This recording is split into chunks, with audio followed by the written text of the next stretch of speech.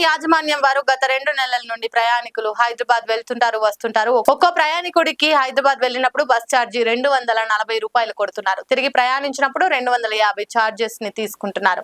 ఒక్కరి దగ్గర నుంచి 10 రూపాయలు ఎక్స్ట్రా తీసుకుంటే 100 మంది ఒక బస్ ఎక్కితే 1000 రూపాయలు వసూలు చేస్తున్నారని ప్రయాణికుల నుంచి అక్రమ వస్తువుల అరికట్టాలని ఉన్నతాధికారులు చొరవ తీసుకోవాలని వాపోతున్నారు. వెళ్ళేటప్పుడు 240 రూపాయలు కొడుతుర్రు, వచ్చేటప్పుడు 250 రూపాయలు కొడుతుర్రు.